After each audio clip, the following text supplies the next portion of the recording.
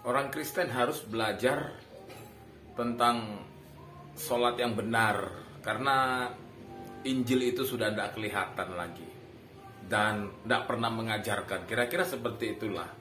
Salam, jumpa lagi bersama saya dalam Kristen Menjawab.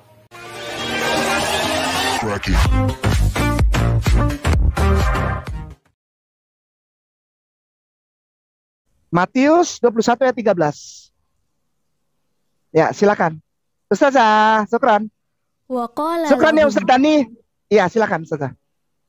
Wa qala lahum yaqulu kitabullah. Oh, sebentar. Itu apa tuh baca? Yaqulu kitabullah. Oke. Jadi gimana ya? Kitabullah itu apa Ustazah? Kalau menurut Ustazah? Kitab Allah. Iya, apa yang sekarang kita imani ini namanya? Al-Quran. Oh, berarti Yesus membawa Al-Quran, bukan Injil. Dia bawa Injil. Dan Injil itu adalah kitabullah. Dan sekarang sudah nggak tahu itu kemana Injil yang dibawa Yesus. Nah, supaya orang tahu cara sholat yang diajarkan dia, lihat kitabullah yang sekarang ada. Ngerti nggak Ustazah? Ya. Lihat Al-Quran. Jadi dalam tayangan tadi kita melihat bagaimana Ustadz ini mengambil satu bagian firman Tuhan dari Matius Matius pasal 21 ayat 13, hanya dibacakan dalam bahasa Arab. Apa sih bunyinya Matius 21 ayat 13 itu? Kita baca aja ya sama-sama. Dan berkata kepada mereka, ada tertulis. Jadi ada tertulis di kitab suci maksudnya. Rumahku akan disebut rumah doa, tetapi kamu menjadikannya sarang penyamun. Jadi Ustadz K ini hanya mengambil ada tertulis. Tertulisnya di mana? Di kitab suci. Lalu sekarang kitab suci Allah itu yang mana? Kan gitu. Kitab suci Allah itu yang mana? Kan begitu sekarang. Itu yang ditanya. Lalu kemudian dia mengatakan kitab suci agamanya.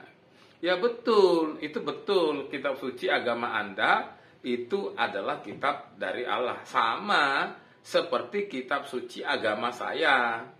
Kitab suci agama saya juga berasal dari Allah. Tetapi masalahnya adalah Anda mengutip bagian firman Tuhan dari Alkitab. Lalu Anda mengatakan bahwa Alkitab itu sudah tidak ada lagi, tapi Anda masih bisa mengutipnya dengan bebas. Itu bagaimana ceritanya? Dan konteks dari ayat ini tadi adalah bukan masalah tentang kitabnya, tapi dikatakan bahwa di sini bahwa dalam ayat 13 dikatakan rumahku akan disebut rumah doa. Ini konteksnya itu tentang rumah Tuhan.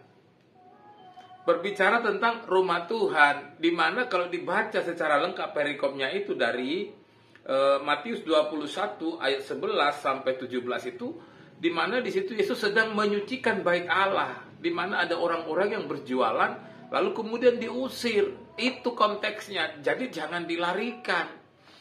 Lalu Anda memiringkannya, lalu tiba-tiba ini yang benar bicara tentang kitab suci begitu. Padahal tidak ada seperti itu konteksnya, Pak Ustadz. Lalu kemudian ketika Anda mengatakan bahwa kami orang Kristen itu harus belajar sholat kepada Anda gitu ya, kepada agama Anda gitu ya. Itu kan juga sesuatu yang tidak nyambung gitu ya. Karena begini, masing-masing agama itu punya rumah ibadat sendiri.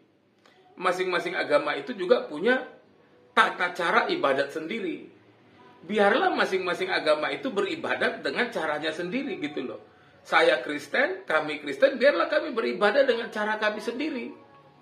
Biarkan kami sendiri yang tahu cara kami gitu loh.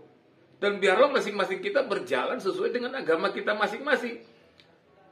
Jangan kita memakai agama kita untuk menilai agama orang lain.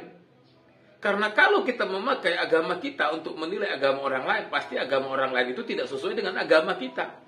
Sama saja kalau saya memakai agama saya untuk menilai agama orang lain, pasti agama orang lain tidak sama dengan agama saya. Ketika tidak sama, apakah kita kemudian harus mengatakan ini tidak benar, ini benar? Kan tidak, karena masing-masing adalah sebuah kebenaran. Kalau masing-masing itu adalah sebuah kebenaran, lalu mengapa kita kemudian berusaha mempertentangkannya? Biarlah masing-masing kitab suci berdiri sesuai dengan siapa yang meyakininya. Kalau kami Kristen, biarlah kami mempercayai, mengimani, meyakini kitab suci kami. Dan Anda tidak usah terlalu mencampuri sampai ke sana, kan seperti itu. Sama seperti kami juga tidak mencampuri sampai ke masalah-masalah di agama Anda. Itulah yang namanya beragama yang benar.